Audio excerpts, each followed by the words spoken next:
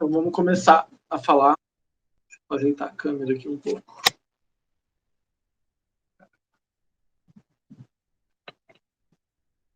Então vamos começar a falar aí sobre. Continuar falando sobre MHS. Perguntar, o ventilador ligado está atrapalhando o som? O ventilador ligado ou não?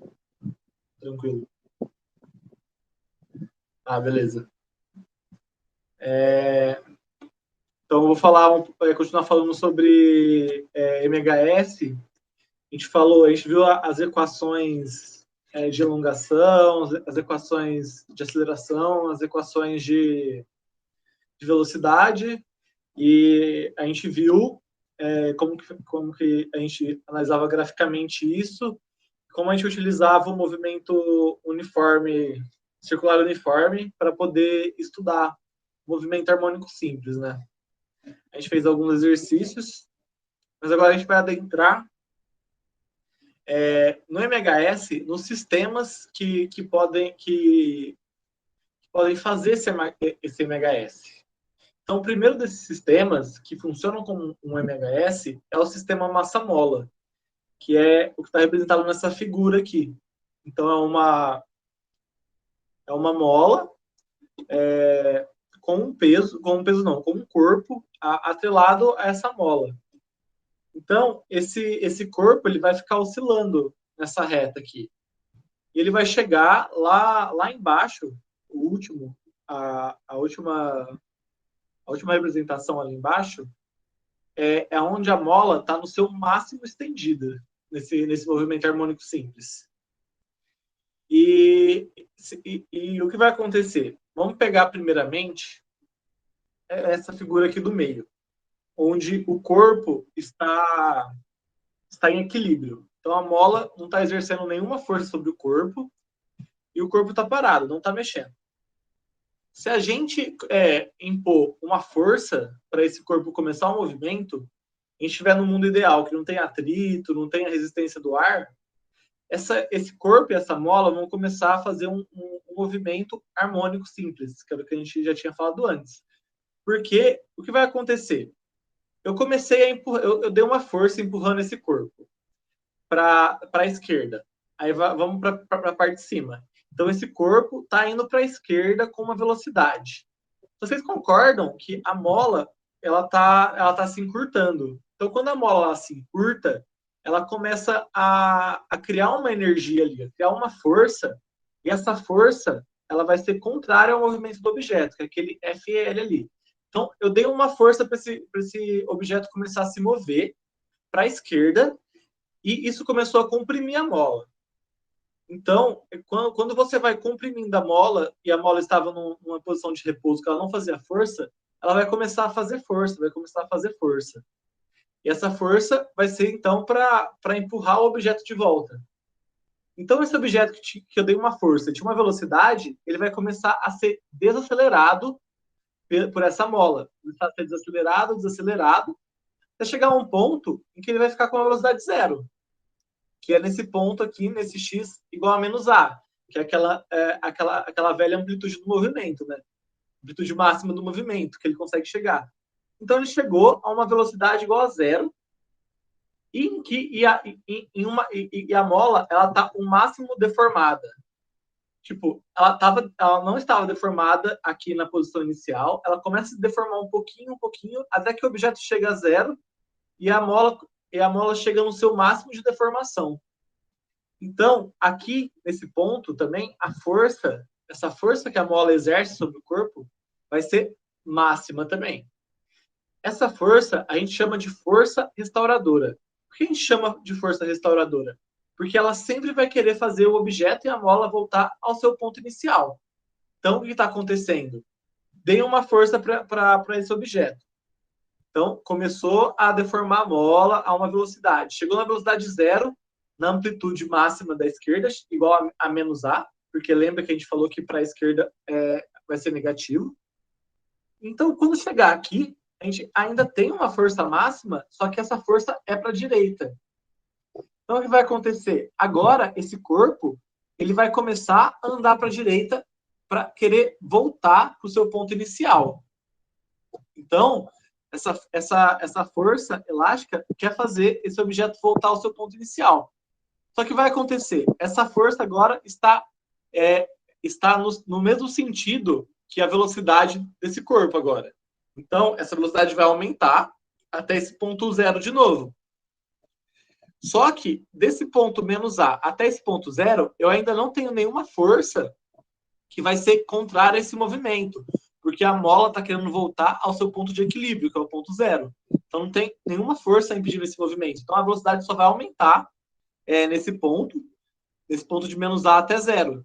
Então ela vai chegar a uma velocidade máxima nesse ponto zero. E o que vai acontecer agora? Ela continua com uma velocidade máxima, o corpo, não tem uma velocidade zero. Então esse corpo vai continuar andando para a direita. Só que dessa vez, novamente, a gente vai deformar a mola. O que acontece quando a gente deforma a mola? A gente cria uma força restauradora que quer fazer essa mola voltar à sua posição inicial, à sua posição de equilíbrio. Então, novamente, vai aparecer a força restauradora de novo. E dessa vez, novamente, ela é contrária ao movimento. Então, ela vai começar a desacelerar esse movimento. Vai criar uma aceleração negativa, vai começar a diminuir a velocidade desse corpo. Então, nesse ponto O até o ponto mais A, que vai ser também, novamente, a amplitude do movimento, a gente vai ter uma desaceleração do corpo provocada por essa força restauradora. Então, ele tinha uma velocidade máxima no ponto O, porque a partir desse ponto O, ele começa a desacelerar.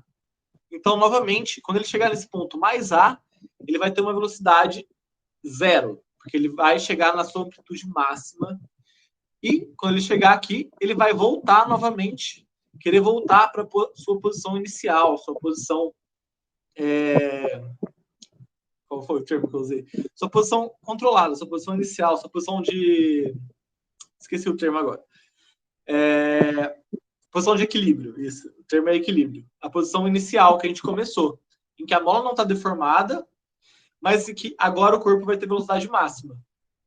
Então, o que a gente tira desse sistema aqui?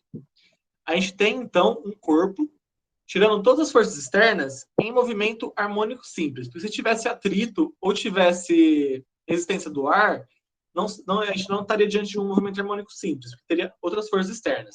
Então, fora de forças externas, a gente tem um corpo de um sistema massa-mola que está em movimento. A gente tem, então, uma posição inicial, zero, que é essa seta, essa figura do meio aqui, em que a velocidade do corpo é máxima. E a força elástica é nula.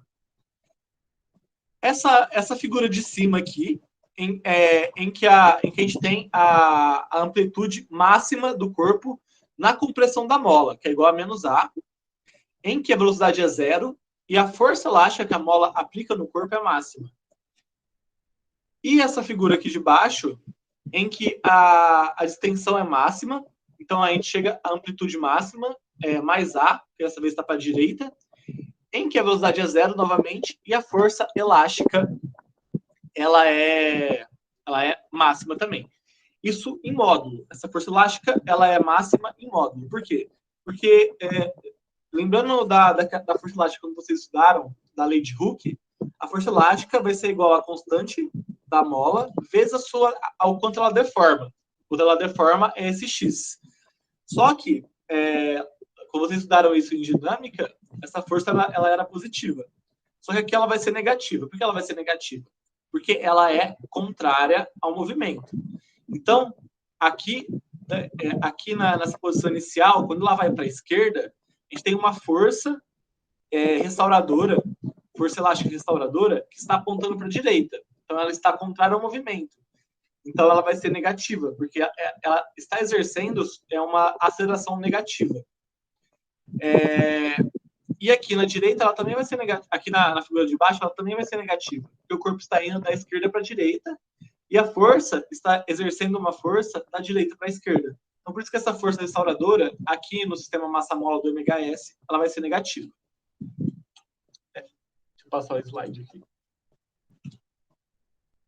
Então, é isso que fala aqui nessas questões. A gente vai falar sobre o período. Como a gente vai calcular o período desse MHS. Por que a gente vai falar sobre calcular o período desse MHS? Porque eu vou explicar depois como a gente chega nessa fórmula, mas a gente consegue calcular o período de um sistema massa-mola em MHS apenas sabendo a massa e a constante elástica da mola. Então, é um sistema massa-mola. A gente tem um corpo com uma massa M e uma mola com uma constante K. Então, o período do sistema vai ser apenas influenciado pela massa do corpo atrelada à mola e pela constante elástica da mola, não pelo tipo de mola. Então, essa é a fórmula do período. O período vai ser 2π vezes a raiz da massa do objeto dividido pela constante elástica da mola. Agora a gente vai ver como que a gente chega nessa fórmula.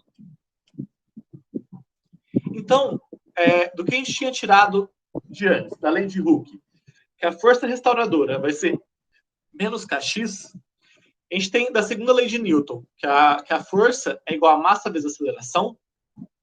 O que a gente vai ter? Que, igualando as forças, porque essa força restauradora ela está sendo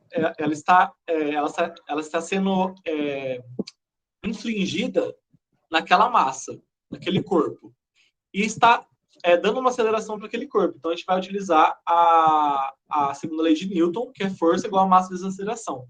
Então, é a mesma força. Então, a gente vai igualar o menos kx, igualar ele a m vezes a. Então, se a gente isolar a aceleração, a gente tem que a aceleração vai ser igual a menos k dividido por mx. Mas a gente sabe das aulas passadas da aceleração do MHS. A aceleração do MHS vale menos w ao quadrado vezes x. Em seu ponto máximo. Seu ponto máximo. Então, a gente vai pegar essa aceleração no seu ponto máximo e igualar menos k dividido por mx, igualar isso com menos w quadrado vezes x.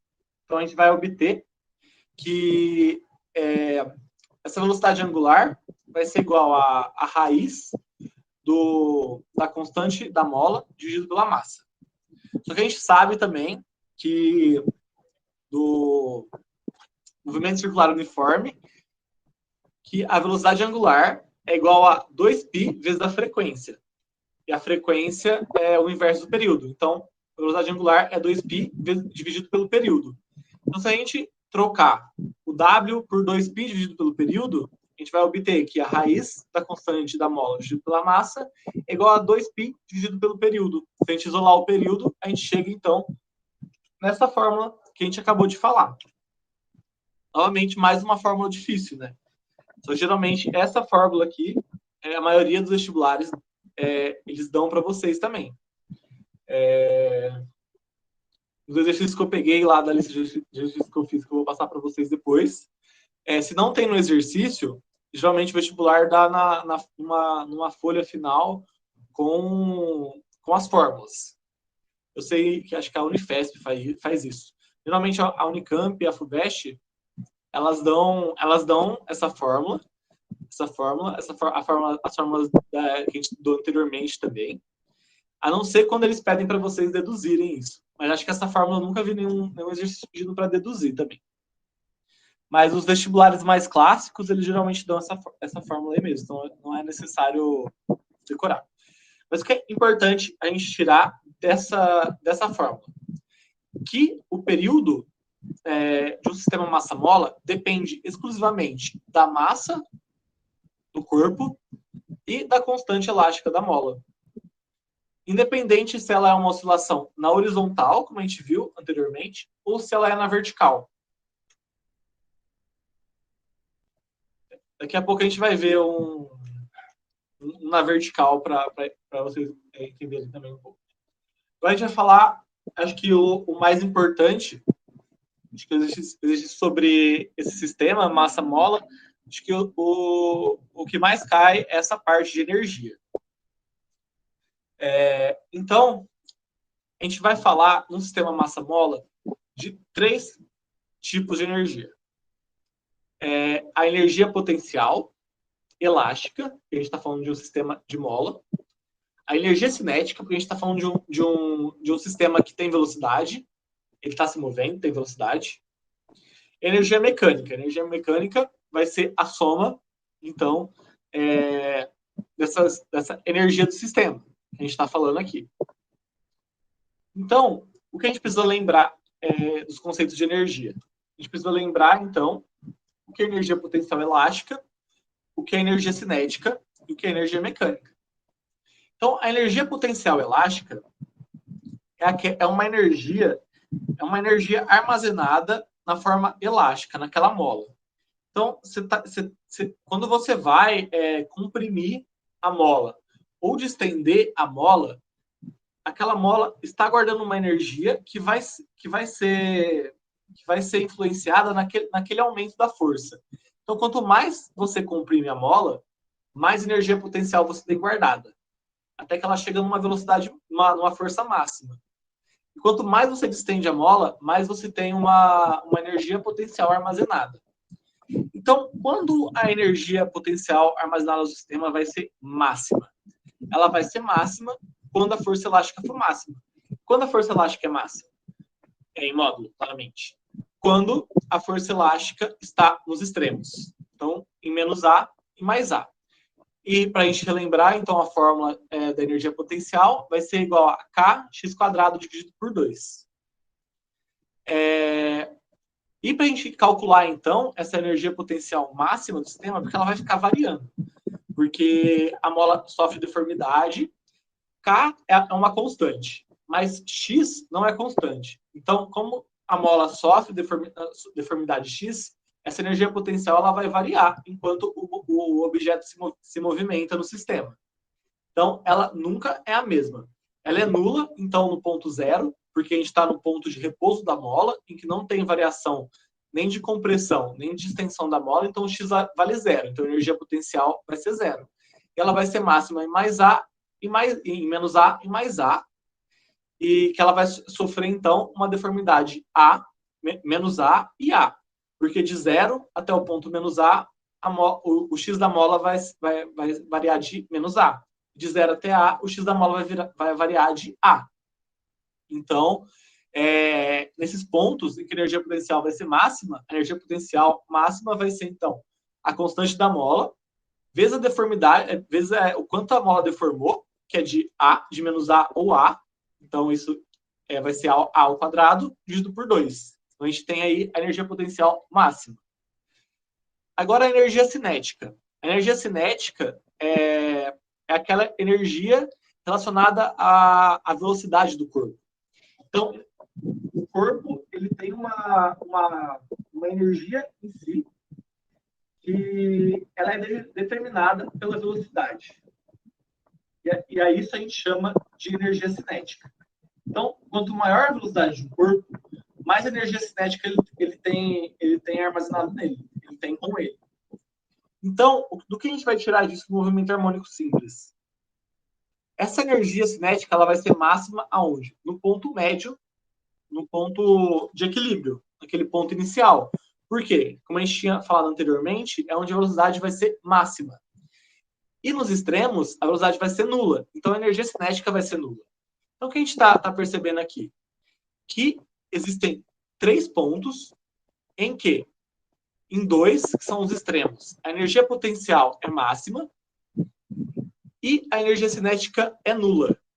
E um ponto, que é o ponto de equilíbrio central, em que a energia potencial é nula e a energia cinética é máxima. E o que vai acontecer, então, enquanto a gente tem esse movimento? Então, vamos voltar à figura. Novamente, estamos aqui começando o movimento. O corpo está parado. Eu não dei nenhuma força para iniciar esse movimento ainda. O corpo está parado. Então, a energia cinética é nula e a energia potencial também é nula. Eu começo dando uma força para empurrar esse movimento. Então, imagina que ele começou então com uma velocidade já. Essa velocidade aqui que eu dei para começar o movimento nesse ponto O, ela vai ser então máxima. Se ela vai ser máxima, quer dizer que a energia cinética aqui é máxima. Porque a gente está falando de uma velocidade máxima. Mas a mola ainda não sofreu deformidade. Eu acabei de dar força. Acabei de dar uma força para iniciar o movimento na velocidade máxima. Ainda não sofreu deformidade, né, nessa mola. Então a energia potencial aqui, ela vai ser nula, porque o X vai ser zero. Então, o que vai acontecer? O corpo vai indo para a esquerda, então essa mola começa a deformar, começa a criar uma força restauradora para a direita. Essa força restauradora quer desacelerar o corpo para fazer ele voltar para o seu ponto de equilíbrio. Está acontecendo, então, a velocidade desse corpo está diminuindo. E a mola começa a deformar. Então, a energia cinética, ela começa a se transformar em energia potencial elástica. Começa a transformar em energia potencial elástica, até que na amplitude menos A, no ponto máximo, aqui, a velocidade se torna nula, e a mola sofre a sua maior deformidade, que é de menos A. Então, nesse ponto, a gente tem uma energia potencial máxima e uma energia cinética nula, negativa. E a mesma coisa vai acontecer. Então, o que vai acontecer nesse sistema? No ponto de equilíbrio,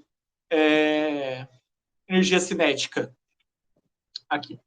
No ponto de equilíbrio, a energia cinética é máxima, que é esse gráfico com a abóboda para cima. E nesse ponto inicial, a energia potencial é nula, que é esse gráfico com a abóboda para baixo. E enquanto o movimento vai acontecendo, entre essas energias, a gente vai trocar energias. Então, enquanto uma diminui, a outra aumenta. E se a gente for perceber, essa energia mecânica é a soma, então, das energias do sistema. Essa energia mecânica do sistema vai ser sempre constante. Ela vai ser sempre um determinado valor. Por quê? Porque enquanto eu estou perdendo energia cinética, eu estou ganhando energia potencial. E quando eu estou perdendo energia potencial, eu estou ganhando energia cinética. Então, isso vai fazer com que a energia seja constante. E com isso, a gente consegue calcular essa energia mecânica, que ela vai ser constante. Como é que a gente consegue calcular? No ponto em que a energia potencial é máxima e a energia cinética é nula, utilizando a fórmula da energia potencial, que vai ser K ao quadrado sobre 2. Se a gente voltar aqui, a gente tem que a energia mecânica. Aqui não dá para ver muito bem. Mas aqui no gráfico dá para ver que é K ao quadrado sobre 2. Ou quando a energia cinética é máxima e a energia potencial é nula. Porque se a energia potencial é nula, ela vai valer zero, então a energia mecânica vai ser igual à energia cinética máxima. A energia cinética máxima vai ser velocidade máxima vezes a massa do corpo dividido por 2. Então, é isso basicamente sobre energia. Se a gente estiver com a massa oscilando na vertical, o que vai mudar em questão de energia? O que vai mudar é que agora a gente vai ter também uma energia potencial gravitacional. Então, quando a gente for falar de energia mecânica, a gente vai ter que acrescentar uma energia potencial gravitacional também. E a gente vai saber também que no ponto de equilíbrio, que vai ser esse daqui, vai ser onde o peso do corpo vai ser igual à força elástica. E é basicamente isso. A energia mecânica aqui vai ser a soma das energias cinética, potencial elástica, potencial gravitacional. Se vocês estiverem diante de um sistema na vertical, você tem que lembrar que também tem energia potencial gravitacional no sistema. Você deve lembrar que aquilo que eu tinha falado já, que o período apenas apenas utiliza a massa e a constante da mola. Seja na horizontal, que foi o que a gente viu, e aqui na vertical também. Aqui o período não é influenciado pela gravidade, do planeta que tiver, do lugar que a gente estiver. Então, vamos fazer um exercício aqui, então. Em um sistema massa-mola, conforme mostra a figura, superfície horizontal sem atrito, onde K é a constante elástica da mola. A massa é deslocada de uma distância x0, passando a oscilar. em que ponto ou pontos a energia cinética da massa é igual a 7 nonos da energia potencial do sistema. Então, o que ele quer aqui? Ele falou, então, ele quer o ponto X em que a energia cinética vai valer 7 nonos da energia potencial elástica do sistema. Então, o que a gente vai fazer? Vamos calcular, vamos utilizar a fórmula que a gente sabe. Quais formas que a gente sabe? A gente sabe a fórmula da energia potencial elástica, que é kx² dividido por 2. A gente sabe a fórmula da energia cinética, que é mv² sobre 2. Só que qual é a questão? Ele quer saber o ponto que a energia cinética é 7 nonos da energia potencial do sistema. Então, a energia cinética vai ser igual a 7 nonos da energia potencial elástica. A gente sabe que a energia potencial elástica é kx² dividido por 2. Então, a energia cinética vai ser igual a 7 nonos de kx² dividido por 2. Qual é outra coisa que a gente sabe? A gente sabe que a energia mecânica ela é máxima em mais A.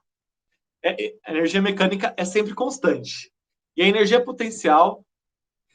Eu vou explicar isso agora, Júlia. Eu ia falar isso agora. A energia mecânica é sempre constante. Então, como ela é sempre constante, ela sempre vai ter um valor. Então, tem 3 pontos que é mais fácil de calcular esse valor, que é nos extremos, em menos A e mais A, que é a amplitude do movimento, que é a deformação máxima da mola. Se a gente for voltar aqui, menos A então, é esse extremo aqui, e mais A é esse outro extremo aqui, no bloco da direita, no bloco da esquerda. Menos A sendo a maior compressão da mola e a maior distância que o bloco vai para a esquerda, e mais A sendo a maior distância que o bloco vai para a direita ou a maior distensão da mola.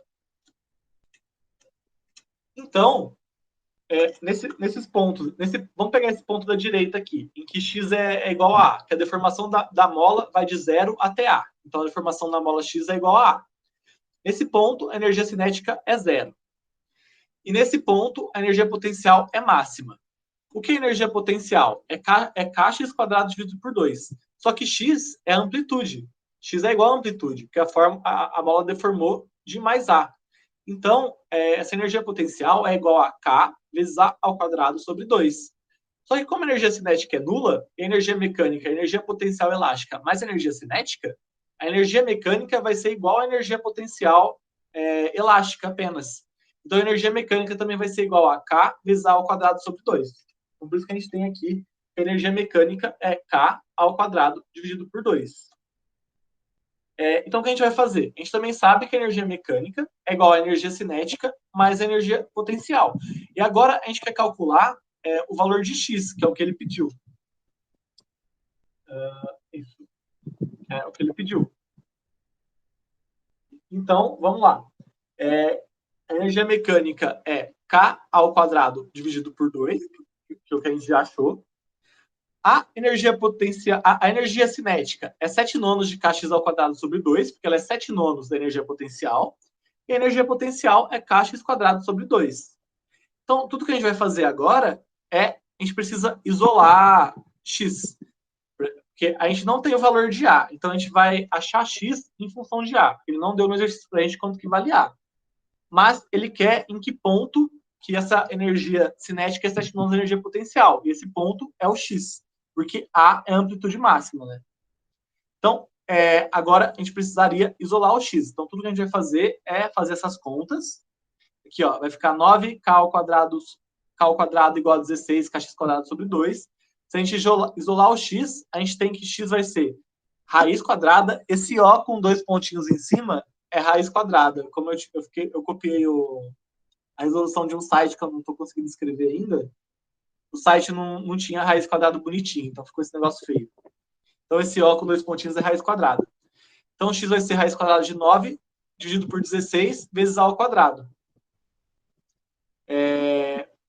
Esse A ao quadrado não está no denominador, tá, gente? Está em cima. Então, x vai ser igual a mais ou menos 3/4 de A. O que isso quer dizer? Que quando x estiver a um valor 3/4 de A, que é mais da metade disso, vamos pensar nesse ponto aqui mais ou menos, a sua energia cinética vai ser igual a 7 nôns da sua energia potencial. Quando ele estiver numa posição menos 3/4 de A, que é mais ou menos aqui também, vai ser a mesma coisa. A sua energia cinética vai ser igual a 7 nôns da sua energia potencial. Então era isso que ele queria nesse exercício A. Exercício B. A energia cinética pode ser superior à potencial em algum ponto? Explique sua resposta. Com certeza, a gente já tinha falado sobre isso. Nos extremos não, no ponto de equilíbrio, a energia cinética ela é máxima e a energia potencial é nula. Então, o que isso quer dizer? Que a energia cinética é superior. A gente já sabe isso nesse ponto. Ela só não é superior em alguns pontos, como nos extremos, em que a energia potencial é superior, como a gente já tinha falado. Então, isso foi o sistema massa-mola. Alguém tem alguma dúvida sobre ele? A gente vai entrar agora em pêndulo simples. Então, vamos lá para pêndulo simples. Agora a gente vai falar do quê? Pêndulo simples é um corpo que está fixo em uma superfície qualquer por um fio. Esse fio é o fio não elástico.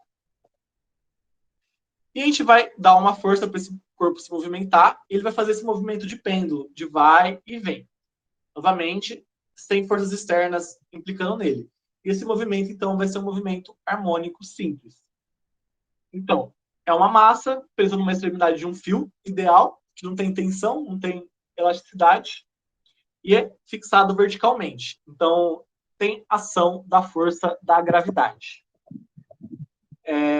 Esse pêndulo, então, vai oscilar quando a gente dá uma força para ele. Então, ele vai fazer um movimento circular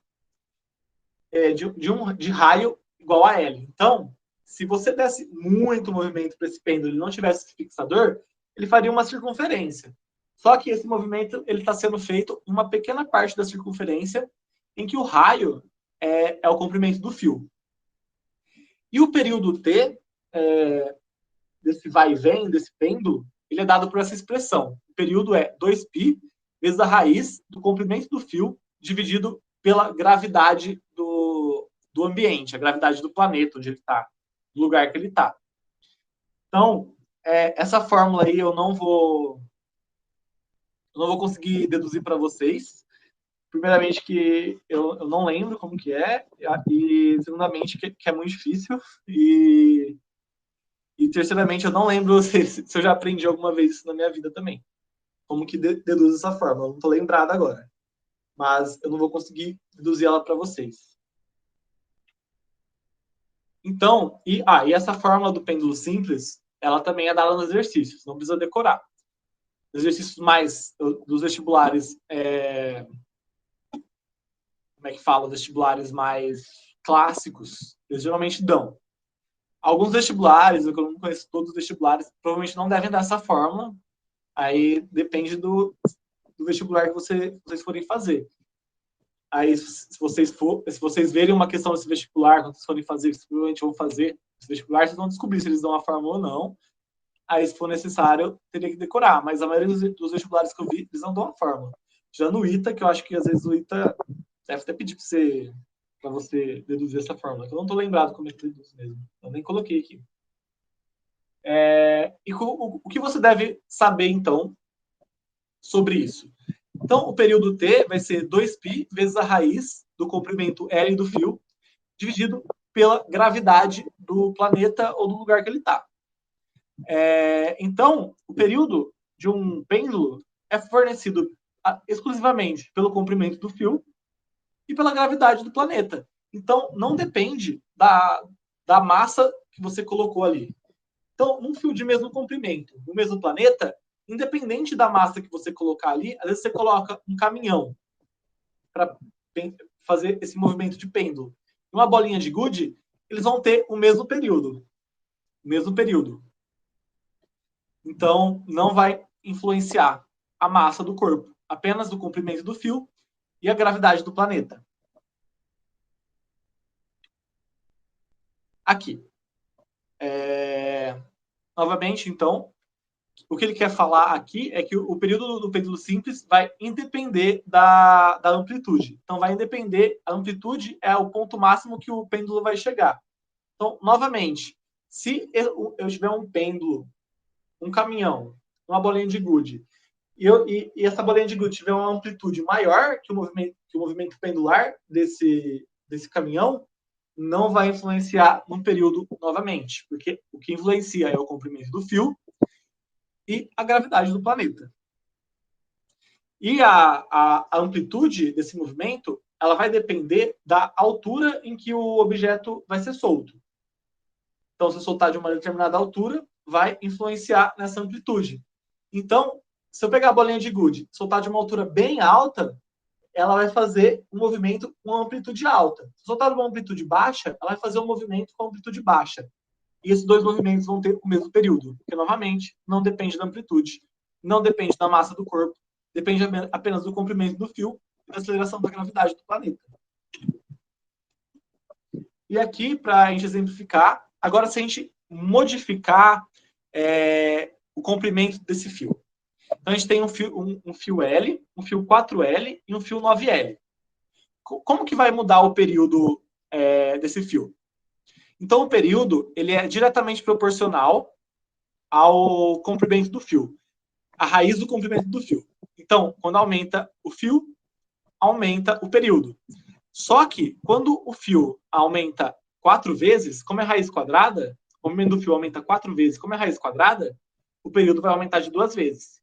Se o fio aumentar de 9 vezes, como é raiz quadrada, o período aumenta de 3 vezes. Então, é isso.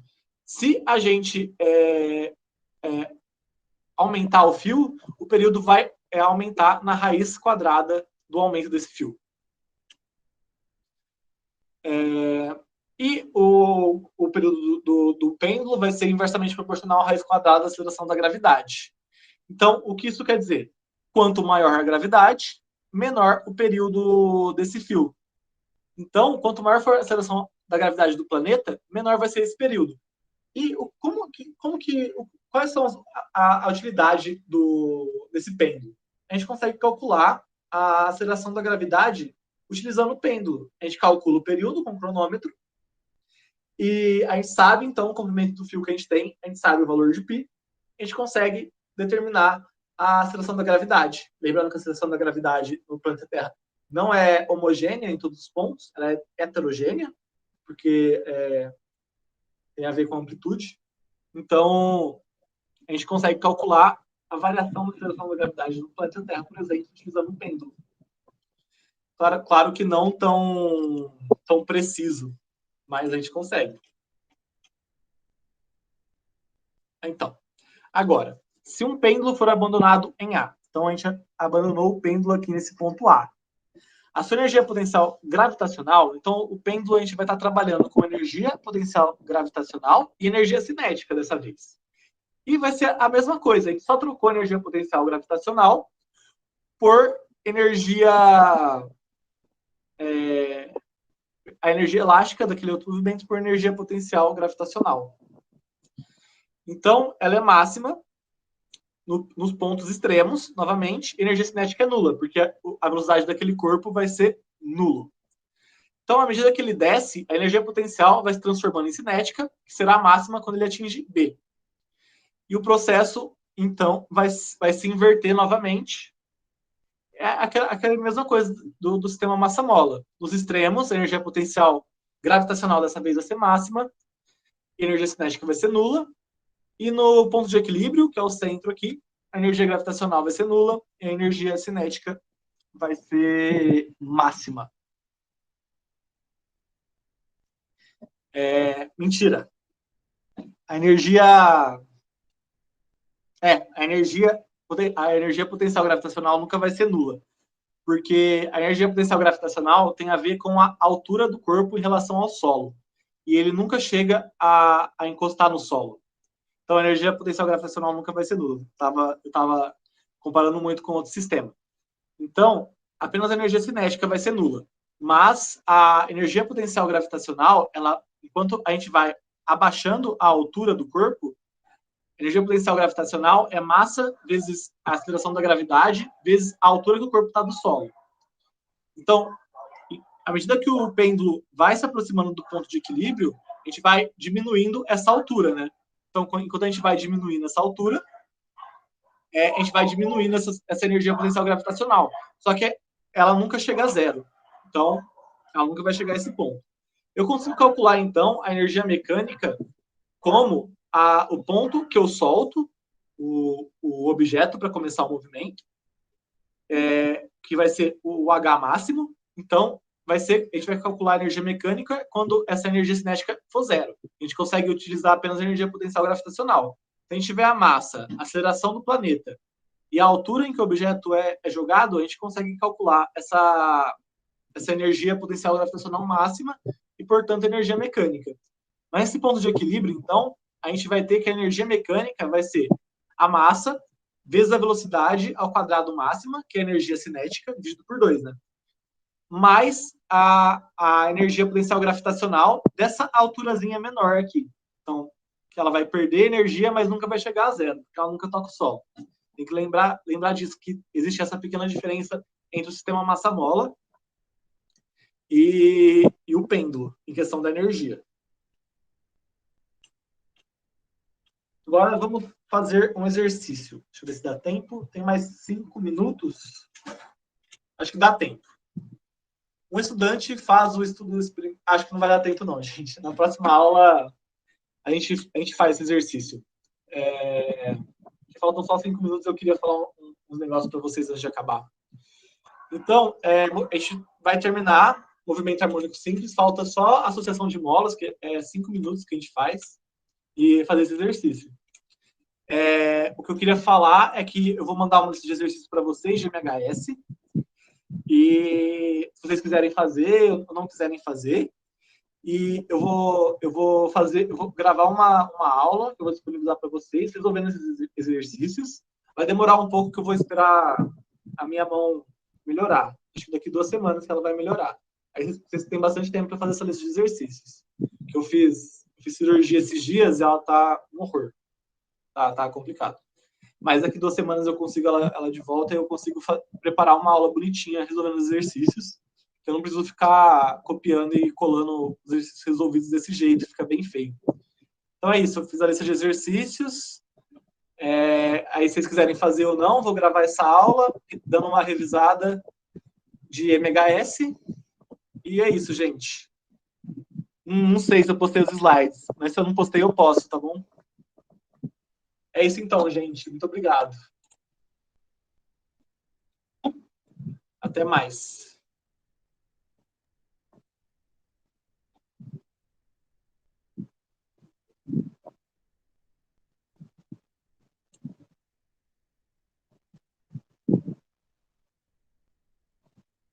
Boa noite, gente.